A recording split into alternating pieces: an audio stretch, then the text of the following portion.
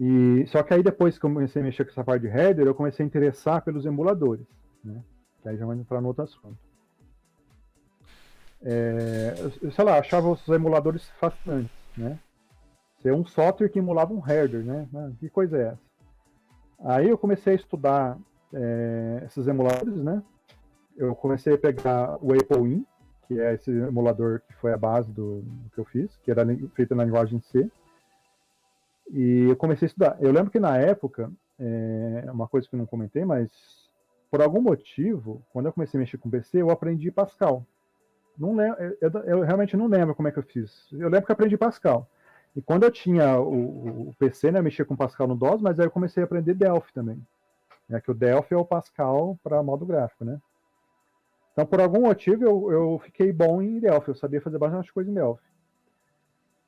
Aí eu comecei a olhar esse código desse emulador do AppleIn, que acho que era o cara chamava Tom Charlesworth, alguma coisa assim.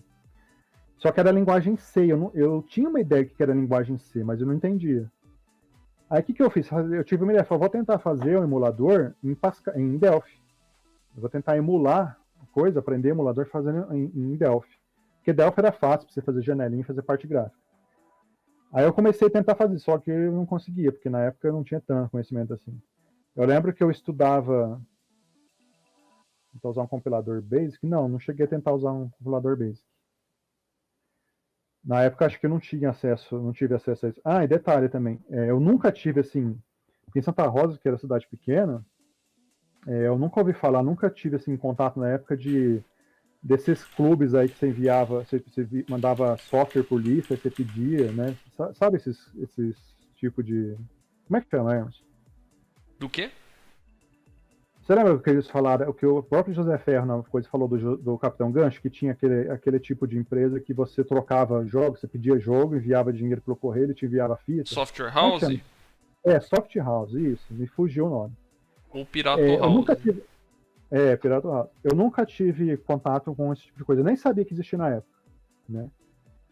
Eu só sabia que aqui em Ribeirão, na época de morar em Santa Rosa, em Ribeirão eu sabia que lá no centro tinha algumas lojas que vendiam oficialmente o software, tanto que meu pai comprou lá os jogos, né, o Draw e tal, e esses softwares comerciais. Mas eu nunca tive assim, contato com isso, então eu nunca tive a experiência de comprar alguma coisa por correio, né? Então só esse detalhe que eu lembrei de comentar. O que tá falando?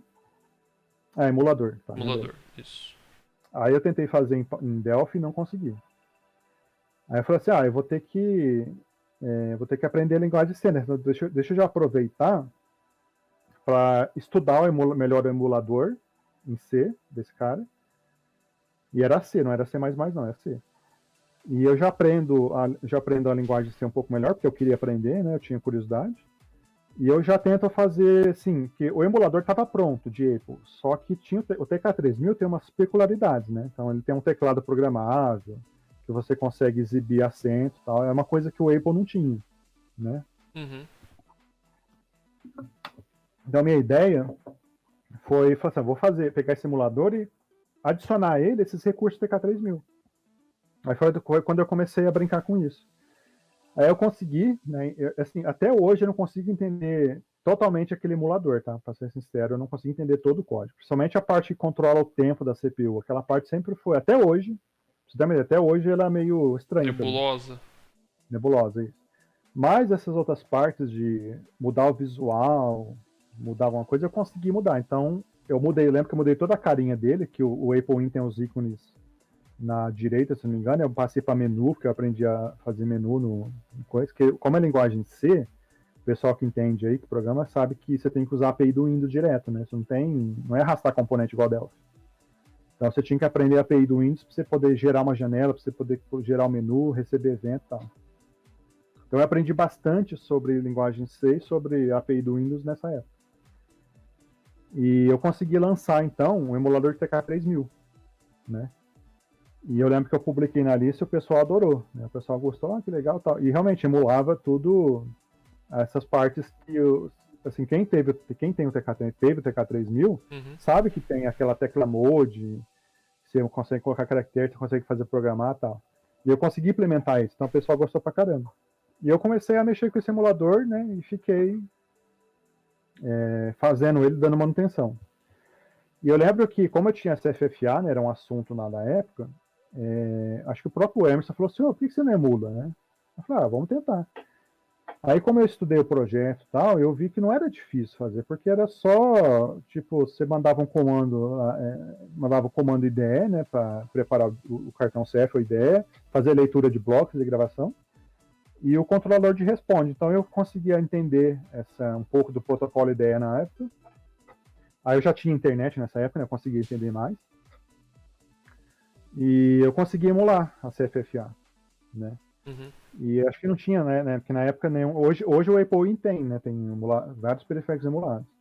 Mas na época, digamos assim, esse emulador K3000 foi o primeiro a emular CFFA. E o pessoal adorou também. E nessa época, assim, essa época que eu tô falando já é 19, 20 anos, né? Sim. Que acho que foi em 98. Foi 98 para 81, dá quanto? 81, 91. 17, não, então foi anos 2000, eu acho. Então eu comecei a conversar lá com o pessoal, porque assim, a lista de Apple, eles também conversam sobre o TK2000, né? Porque o TK2000 ele é semi-compatível, né? Ele é um Apple II modificado. E a gente conversava bastante do TK2000. Só que assim, eu lembro de ter assim, conhecido o TK2000 só de revista, eu nunca vi ao vivo. E eu comecei a conversar, inclusive o José Ferro falou na semana passada, né? E eu conversava bastante com ele, realmente, a gente conversava bastante sobre o TK2000, com ele e com o Leonardo Romo, se não me engano. E eu comecei a entender melhor que o pessoal tinha e tal, aí eu comecei a falar assim, acho que dá pra... Eu não lembro se foi ideia minha ou se foi de gestão de alguém, realmente eu não lembro. Mas surgiu a ideia de converter meu emulador de TK3000 para emular o TK2000, né? Eu falei, o core, né, o núcleo tá tudo pronto. Você só tem que fazer... o Clóvis aqui. Depois eu respondo.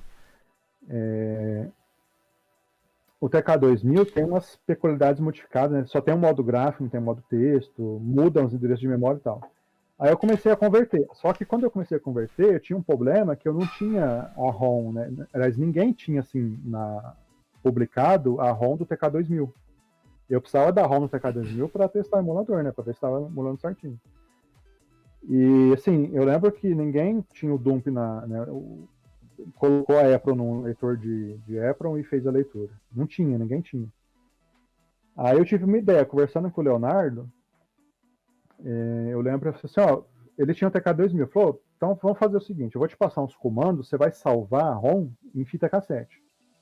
Aí você vai me passar o áudio pela internet, por e-mail, e daqui eu decodifico e gero a ROM. Só que na época eu não entendia sobre o TK, formato de gravação em fita cassete diferente, o próprio dele, que veio lá do MPF, né, da Multiprocessor. Só que ele tem também o modo Apple, você consegue salvar e ler cassete no formato Apple. E eu lembro que tinha ferramentas de terceiros na internet que conseguia converter um arquivo WAV e gerar o arquivo binário. Então o Leonardo fez isso, não sei se ele vai lembrar.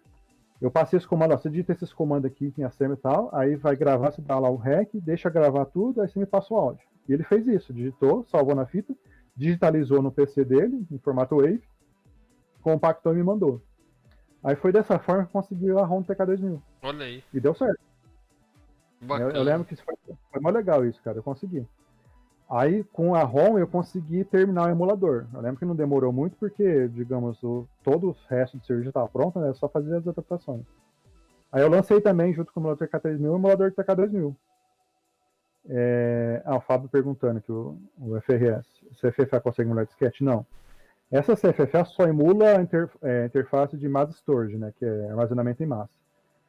É a CFFA 1.4. Aí o Richard, lá que fez o projeto, ele lançou uma outra versão chamada CFFA 3000. Nada a ver com o TK3000, tá? Ele lançou a CFFA 3000, que é um projeto muito mais completo. Esse sim, consegue emular disquete e consegue emular HD ao mesmo tempo.